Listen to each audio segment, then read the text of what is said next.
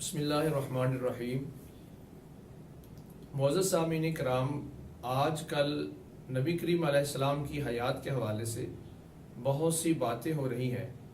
ایک عام مسلمان اس کے لیے سمجھنا شاید مشکل ہو چکا ہے کہ میں کس جانب جاؤں، جبکہ بہت سے امت کے علماء متضاد رائے رکھتے ہیں۔ اس مسئلے کو سمجھنے کے لیے تین باتوں کو جاننا ضروری ہے، اور اس میں تین چیزیں۔ ایک ہے نبی پاک علیہ السلام کی حیات، قرآن حدیث کی اس حوالے سے کیا تعلیمات ہیں۔ دوسرا یہ ہے کہ یہ کرنٹ ایشو جو چل رہا ہے یہ کہاں سے شروع ہوا اور اس کی وجہ کیا ہے۔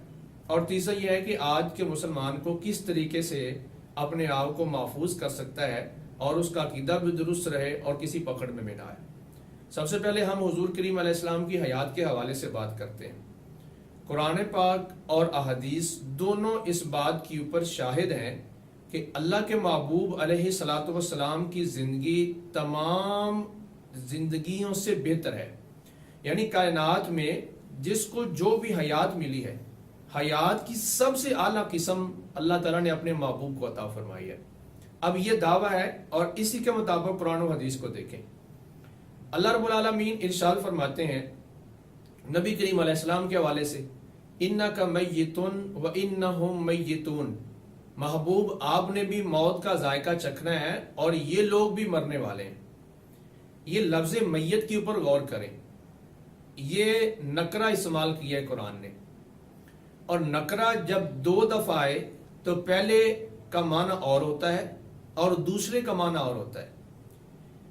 یہ آیت مبارکہ بتا رہی ہے محبوب موت کا ذائقہ تو آپ نے بھی چکھنا ہے، لیکن ان کی موت اور آپ کی موت میں فرق ہے کہ وہ مر کے مٹی ہو جائیں گے، ان کا جسم گل اور سڑ جائے گا، لیکن آپ ذائقہ چکھنے کے بعد حیات جاودانی کا جام پی لیں گے۔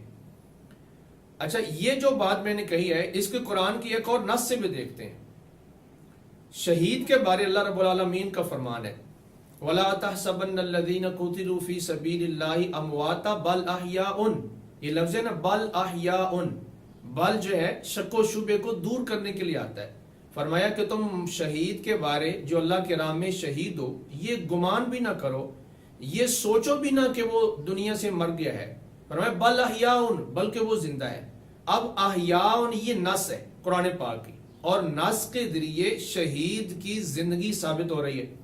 بلکہ اگر سورہ بقرہ کے اندر جو آیت ہے یہی مضمون والی اس کو دیکھا جائے تو فرمایا وَلَٰكِن لَا تَشْعُرُونَ، شہید کی زندگی ہے لیکن تم سمجھ نہیں سکتے ہو۔ اور ایک مقام پہ فرمایا یرزقون، انہیں رزق بھی دیا جاتا ہے۔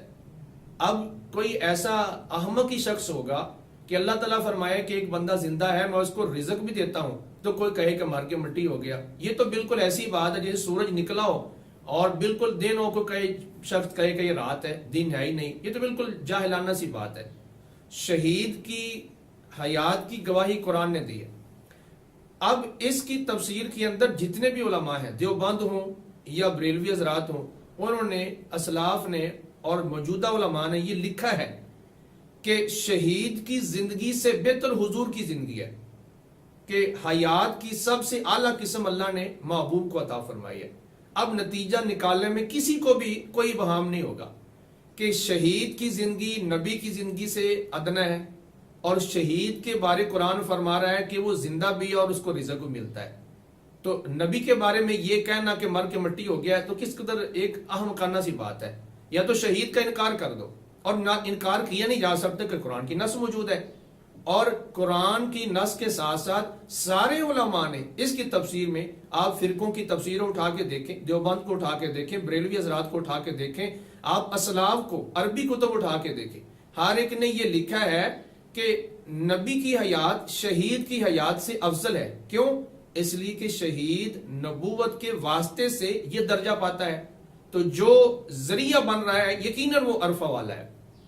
اب جب حیات حضور شہید سے افضل ہے تو یہ ماننا پڑے گا کہ حضور صلی اللہ علیہ وآلہ وسلم اپنے قبر انور میں بالکل زندہ ہے۔ اچھا، اس کے اوپر دو دلیلیں اور دیکھتے ہیں قرآن سے۔ سورہ بنی اسرائیل کو دیکھیں تو اللہ رب العالمین نے مسجد اقصیٰ کا ذکر فرمایا اور وہاں نشانیوں کا ذکر فرمایا، اور اس کی تفسیر میں جو احادیث آتی ہیں سیاستہ کی حدیثوں میں یہ بات موجود ہے کہ حضور کریم علیہ السلام وہاں تشریف لے گئے انبیاء سے ملاقات کی. اب انبیاء جب معاذ اللہ دنیا سے مار کے مٹی ہو گئے تھے تو پھر حضور نے ملاقات کس سے کی ہے؟ اور نبیوں کے خطبے موجود ہیں حدیث کی کتب کے اندر، حضور کا وہاں خطاب کرنا موجود ہے. تو جب وہ زندہ تھے تو حضور نے ان سے خطاب کیا، زندہ تھے تو ان کی امامت کروائی ہے. جب وہ اپنی قبروں میں زندہ ہیں تو یہ تصور کرنا کہ حضور دنیا سے مار کے مٹی ہو گئے کس قدر یہ تعصب کے اوپر مبنی جملہ ہے. لہذا ایک ان پڑھ سے ان پڑھ شخص بھی یہ نتیجہ نکالنے میں کوئی جھجک محسوس نہیں کرے گا کہ یہ جو سٹیٹمنٹ ہے یہ نہایت تعصب کے اوپر مبنی ہے. حضور علیہ الصلوۃ والسلام اپنی قبر انور میں زندہ ہے. اچھا ایک اور آیت مبارکہ دیکھتے ہیں، سورہ زخرف کی آیت نمبر 45 ہے. ارشاد فرمایا وَاسْأَلْ مَنْ أَرْسَلْنَا قَبْلَكَ مِنْ رُسُلِنَا، محبوب آپ سے پہلے جو ہمارے رسول ہیں ان سے پوچھئے. اس کی تفسیر میں بھی بہت سے فرقے والے ایون کے دیوبند اور بریلوی یا دیگر حضرات نے تفسیر میں لکھا ہے کہ سارے نبیوں کی حیات اس سے ثابت ہوتی ہے اور سارے نبی اپنی اپنی قبروں میں زندہ ہیں اور حضور صلی اللہ علیہ وسلم ان سے اعلیٰ زندگی پانے والے ہیں، حیات آپ کی ان سے اعلیٰ ہے، لہٰذا آپ صلی اللہ علیہ وسلم بھی اپنی قبر انور میں زندہ ہے. میں نے 4 آیات کے حوالے سے یہ بات ثابت کر دی ہے، اس میں کوئی ابہام باقی نہیں رہا. اب آئے حدیث کی طرف. نبی کریم علیہ السلام نے ارشاد فرمایا میرا امتی جب بھی، سنن ابی داؤد کی شریف کی یہ حدیث ہے، میرا امتی جب بھی مجھ پہ سلام بھیجتا ہے، درود بھیجتا ہے، میرا اللہ میری روح مجھ میں لوٹا دیتا ہے، میں اس کا جواب دیتا ہوں. سوال یہ ہے صاحب حضور علیہ الصلوۃ والسلام پر کس لمحے درود پڑھا جاتا ہے اور کس لمحے نہیں پڑھا جاتا؟ اللہ تعالیٰ تو فرماتا ہے میں اور میرے فرشتے ان اللہ و ملائکتہ یصلون علی النبی اور یا ایھا الذین آمنوا صلوا علیہ وسلموا تسلیما. تو اللہ تعالیٰ اور اس کے محبوب کے فرشتے، اللہ تعالیٰ کے فرشتے تو ہر وقت ہی اللہ تعالیٰ کے محبوب پہ درود و سلام بھیجتے ہیں. اور ایمان والے بھی آپ دیکھیں پوری دنیا میں کسی نہ کسی وقت ایسا ضرور ہے کہ حضور پہ درود و سلام پڑھا جاتا ہے، بلکہ درود کے حلقے بنائے اس لیے گئے ہیں کہ وہاں 24 گھنٹے حضور پہ درود و سلام پڑھا جائے. اب مردہ شخص کیسے جواب دے سکتا ہے؟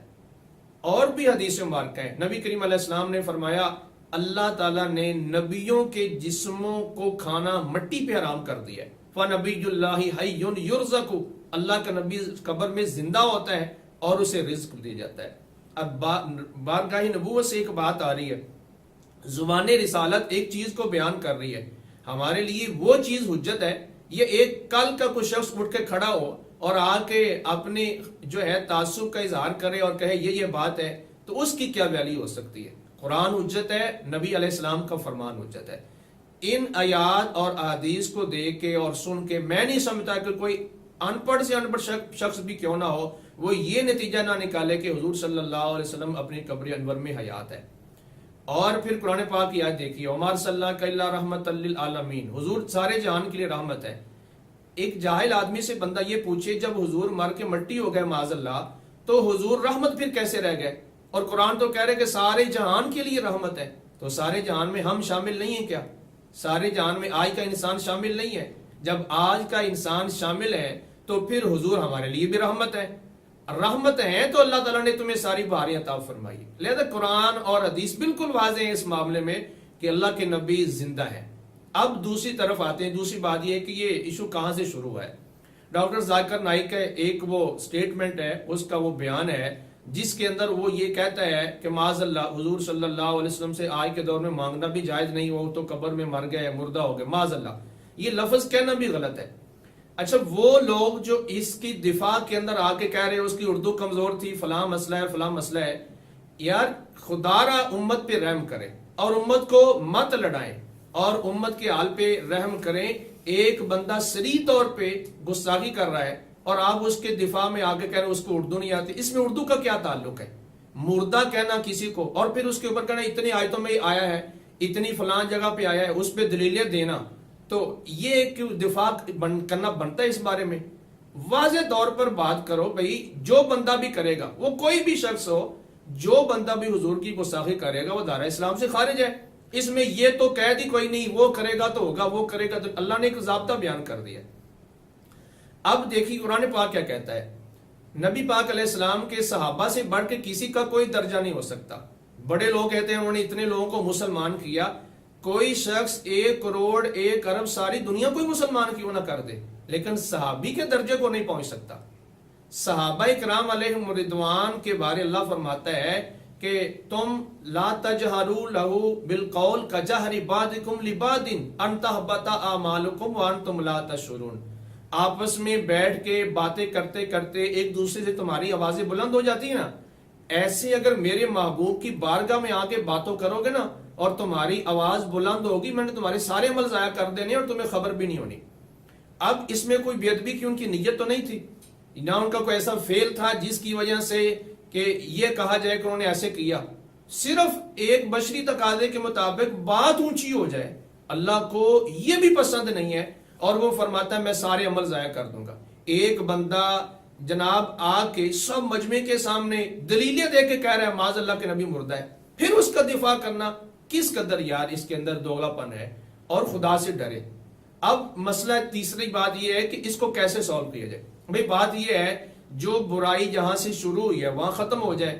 ڈاکٹر ذاکر نائک جو ہے وہ آ کے آفیشیلی اپنی جو اس کا سائٹ ہے یا جو اس کا ٹی وی ہے، جو بھی اس کا سورس ہے لوگوں تک پہنچنے کا، کنوے کرنے کا میسج، وہ آ کے واضح طور پر پیغام دے کہ مجھ سے یہ غلطی ہوئی ہے، میں اس کو تسلیم کرتا ہوں اور میرا عقیدہ ہے کہ نبی مردہ نہیں، بات ختم ہو جائے، نہ سارے جھگڑے رہیں نہ لڑائیاں رہیں۔ ایک بندہ اپنی غلط بات پہ اڑا ہوا ہے اور تیسرا بندہ اٹھ کے اس کا دفاع کر رہے ہیں، اس کا مطلب یہ نہیں تھا، اس کا مطلب یہ ہے، اس کو اردو نہیں آتی، پشتو نہیں آتی، فلانی، کتنی عجیب بات ہے۔ بھئی وہ بندہ کیوں بیان نہیں دیتا؟ وہ بندہ بیان دے دے یار میں نے یہ غلط کیا یا میری زبان سے نکل گیا۔ ہم کسی کی اوپر بدنیتی کا بھی گمان نہیں کرتے، ہم کہتے ہیں چلو اس کی زبان سے نکل گیا، لیکن اب آ کے وہ اس کو واضح کر دے، کلیئر کر دے، بات ختم ہو گئی۔ کسی نے یہ کلپ اپلوڈ کیا، میرے واٹس ایپ کیا، واٹس ایپ تجھے کر اس کی کیا حیثیت ہے؟ جو بات اس نے کی ہے پبلک کے سامنے، تو پبلک کے سامنے جب حضور کی بے ادبی کی ہے تو کہے کہ میں واٹس ایپ کے ذریعے کسی کو کر دیتا ہوں تم کلیئر کر دو، یہ کیا بات ہوئی ہے؟ ایک بندہ سری جرم کرتا ہے، اور جرم بھی ایک ایسا ہے کہ جس کے ساتھ اربوں انسانوں کے جذبات مجروح ہیں، اور پھر کہتا ہے جی فلاں بندے کو میں نے واٹس ایپ کر دی، یہ اس کی تو کوئی ویلیو ہی نہیں ہے۔ وہ بندہ خود کیوں آ کے سب کے سامنے اپنے آپ کو کلیریفائی نہیں کرتا کہ جناب میں نے یہ ایسے کیا اور مجھے غلط فہمی ہو گئی، یا میری زبان سے نکل گیا، یا مجھے فلاں زبان نہیں آتی تھی، میں زبان کا مطلب نہیں سمجھ سکا، چلو کوئی بات نہیں ہے، اللہ کی بارگاہ میں توبہ کے دروازے کھلے ہیں، جب بھی آ کے توبہ کرو گے اللہ معاف فرمانے والا ہے۔ لیکن یہ بات یاد رکھیں، میں نے تینوں باتیں کلیئر کر دی ہیں، آخر میں یہ پیغام دے رہا ہوں کہ ایک شخص اگر اپنی بات کے اوپر اڑا ہوا ہے بلا وجہ اس کی فیور نہ کرے، ورنہ آپ کا شمار بھی ان لوگوں میں ہوگا، اور پھر اس کو اپنی انا کا مسئلہ بھی نہ بنائے۔ میں نے آپ کے سامنے قرآن احادیث کے سامنے یہ بات رکھ دی ہے کہ اللہ کے نبیوں کی زندگی سب سے اعلیٰ ہوتی ہے اور وہ اپنی قبروں میں زندہ ہے، لہذا ان کے بارے کسی قسم کے شک و شبے کا شکار نہ ہو۔ یہ میرا مسئلہ کیا کہتا ہے، میرا عالم کیا کہتا ہے، اس بات کو قدر نظر رکھ دے۔ نہ تو ہم نے کسی مسئلہ کا کلمہ پڑھا ہے نہ کسی عالم کا کلمہ پڑھا ہے، ہم نے تو اللہ کے محبوب کا کلمہ پڑھا ہے، اور اللہ کے محبوب کی شان پہ کوئی بھی بات کرے وہ جتنا بڑا مرضی اسکالر ہو اس کی کوئی ویلیو اللہ کی بارگاہ میں نہیں ہے، اس لیے کہ صحابہ کو یہ خطاب ہے ان تحبط اعمالکم وانتم لا تشعرون، لہذا جو بھی میری یہ بات سنے یا وہ لوگوں تک بھی آگے پہنچا دے اور اپنا عقیدہ بھی درست کر لے۔ کسی فرقے کے ساتھ اس کا تعلق ہو، کسی مسلک کے ساتھ اس کی وابستگی ہے، لیکن حضور کی بے ادبی کا پہلو قطعاً کسی سے کوئی برداشت نہیں ہے۔ امت مسلمہ کی تو بقا ہی اسی کے اندر ہے کہ اپنے نبی سے اپنا تعلق جوڑ کے رکھیں، اگر وہ توڑ دیں گے تو پھر وہ تباہ و برباد ہو جائے گی۔ لہٰذا ہم سب کے اعمال کی سلامتی، ایمان کی بقا، اللہ کی بارگاہ میں سرخ روئی اسی کے اندر ہے کہ ہم حضور کی ادب اور احترام جو ہے اس کو بجا لائیں۔ قرآن نے فرمایا وَتُوَزِّرُوهُ وَتُوَقِّرُوهُ، ان کی بہت عزت کرو اور بہت اکرام کرو۔ اب میں ایک عام بندے سے پوچھتا ہوں، چلو ساری باتیں سائڈ پر رکھ دو، ساری باتیں سائڈ پر رکھ دو، قرآن کی آیت کو دیکھو، اللہ فرماتا ہے بہت عزت کرو اور بہت شان بیان کرو۔ ایک بندہ کہتا ہے کہ وہ مردہ ہے، یہ شان بیان کر رہا ہے یا توہین کر رہا ہے؟ اپنے کسی باپ کے بارے میں آ کے کوئی بندہ کہے اسٹیٹ مجمع کے اندر آ کے میرا والد مر گیا ہے، میرا مٹی ہو گیا والد، تو وہ سننے والے کہیں کہ کتنا احمق آدمی ہے، مر گیا ہوگا وہ ایک الگ بات ہے، لیکن پبلک کے سامنے آ کے اس کی مذمت کر رہا ہے، پھر حضور صلی اللہ علیہ وسلم کے بارے میں جس کے بارے قرآن اور حدیث شاہد ہے کہ وہ زندہ ہے، ایسی بات کرنا قطعاً قابل برداشت نہیں ہے۔ لہذا اس مسئلے کا حل یہی ہے، جس نے یہ شروع کیا ہے وہی اس کو ختم کرے، اور وہ آ کے علل اعلان یہ بات کہے یہ میرا عقیدہ تھا کہ نبی علیہ السلام زندہ ہیں اور میں اسی پہ قائم ہوں، بات ختم ہو جائے گی۔ اللہ تعالی ہماری قوم کو ہدایت عطا فرمائے اور ہمیں عقائد حقہ پہ قائم رہنے کی توفیق عطا فرمائے، ہمارے اعمال صالح کو قبول فرمائے، آمین بجاہ النبی۔